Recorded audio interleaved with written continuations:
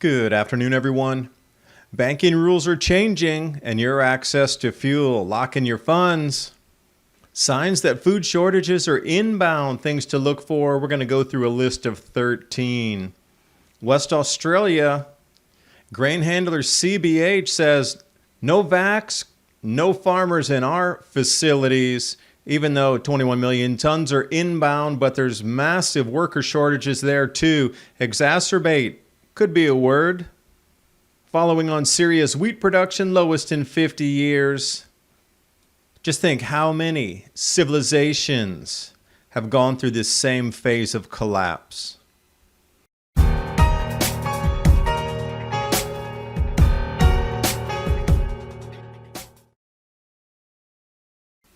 One of the main causes of fine lines and wrinkles is a lack of collagen, the protein responsible for skin elasticity and youthfulness.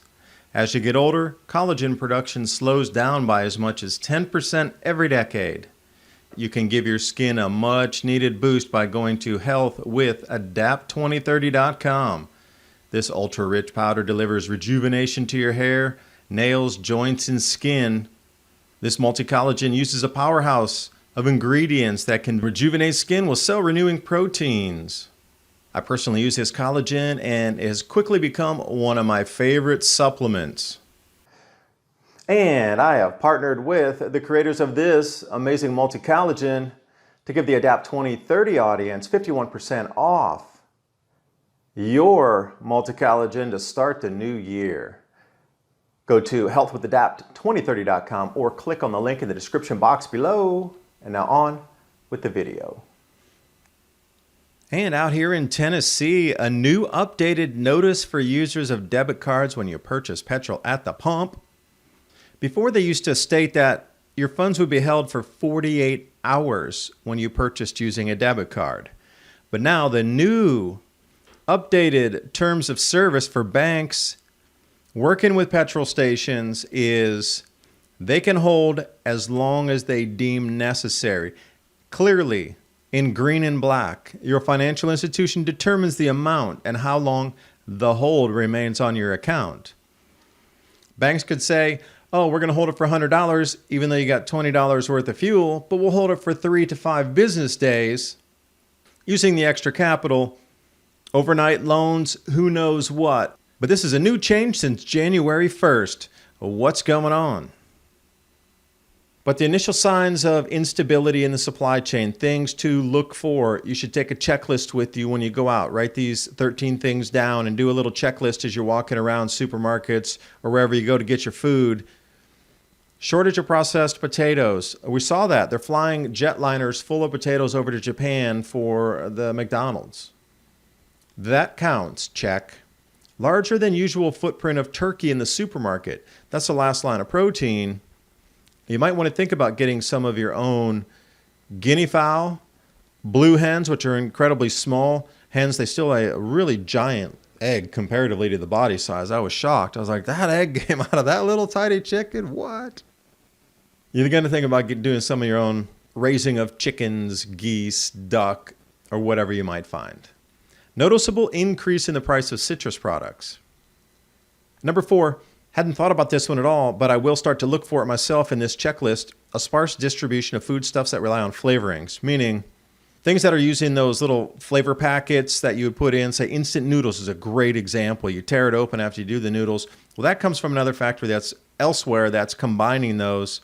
And all these different flavorings that are coming in. That's a huge supply chain in itself. You would be surprised in those little bags of flavor packets that come in your ramen instant noodle packs or whatever brand that you like, the Korean, the Japanese style. Huge amount of supply chain just in those little tiny packs to get the perfect flavor. Those things are missing as well. So you're going to see, they're not going to send out something that doesn't taste the same because they're going to lose their consumer base. So they'd rather not sell it than put out a different tasting product and turn everybody off. Number 5, the absence of non-seasonal products. Because those strawberries in January flown from, let's say, South America are going to disappear off the shelves. And when you see this one, you know it is absolutely in play. Little to no price difference on the organic comparable to what you get for the regular produce in the supermarket.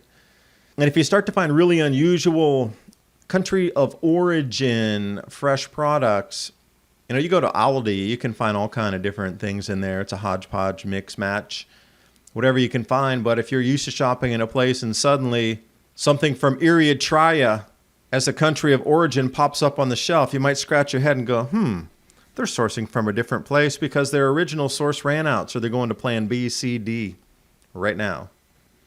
Absence of large container products.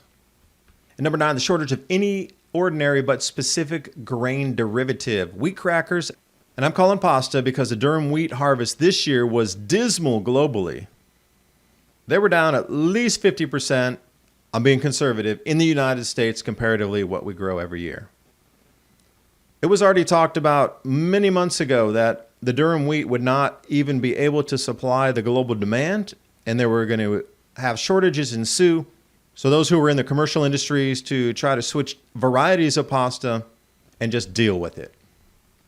So if you're looking for soy products, wheat products, corn products, big brand shortages. So if you're looking at the 6 companies that own and manufacture almost every food that is consumed on the planet, yes, there's only 6 of those companies. They control everything.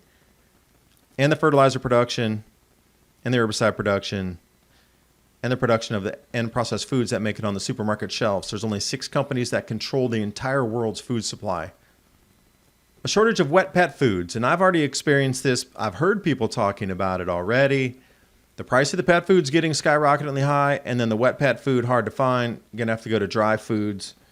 A shortage of complex blended products with multiple ingredients. That comes back, but in a different form.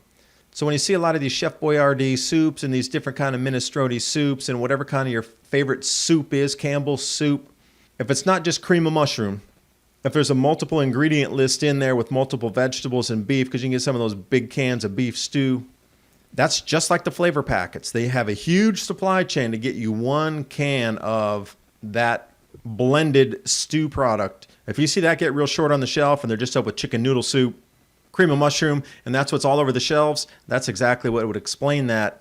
And a consistent shortage of milk products and or ancillaries.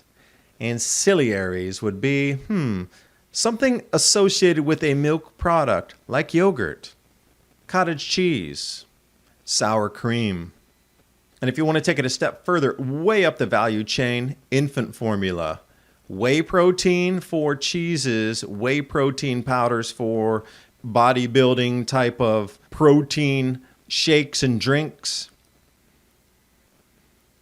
Some of the last places you're going to look for food would be Costco and Sam's Club. You have to pay a membership to get in there. They're going to make sure it's full and it's stocked. And I heard tale of Syrian wheat production declining. This is off Christian Ice Age Farmer in one of his videos. Had this slide up, which I thought I would borrow. Thank you, Christian. Syria's wheat production lowest in 50 years with fears of starvation. United Nations news release on this one.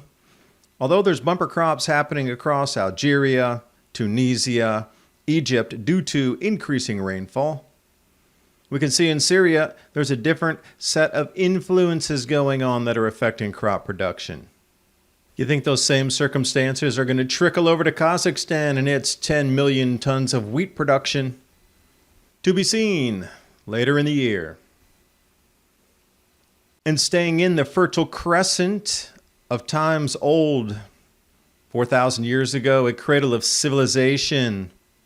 Up here at Abu Simbel, came across a site that had some archaeological photos that had resurfaced 1890 to 1900 before they actually moved the temple away from the water's edge. But you have to think about these great civilizations have risen to the apex and collapsed. It's about the food production. A civilization cannot exist without stable food production, period.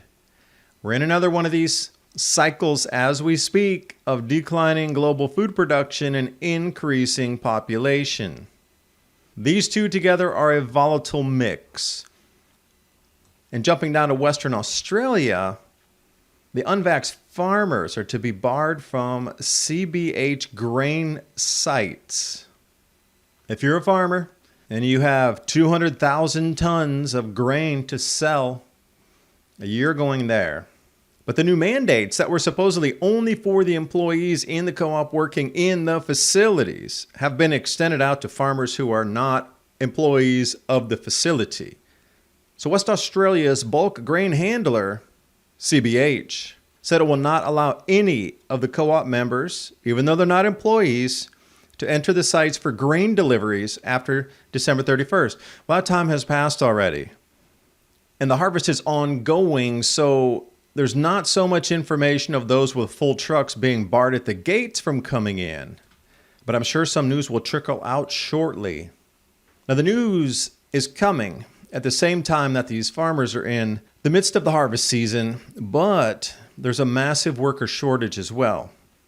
So you're adding all these different factors on top. So how much grain will truly come out? And at what point will the farmers say, I know I'm going to lose money this year, but we're just not going to deliver to the facilitators in the mills? I'll talk more about these types of issues in the Mini Ice Age Conversations podcast and things to look for from now to 2023 as our society resets. And with all these dots that seem to be connecting into a wider picture here, you really might want to think about some storable foods. My Patriot Supply and Adapt 2030, the 3-month emergency food supply. That link's in the description box below. It's a great way to support the channel. And if you decide not to use My Patriot Supply, please run out to a bulk food store and get some extra food ready for your families. Because, in my opinion, 2022 will be the year of food missing for those on the planet.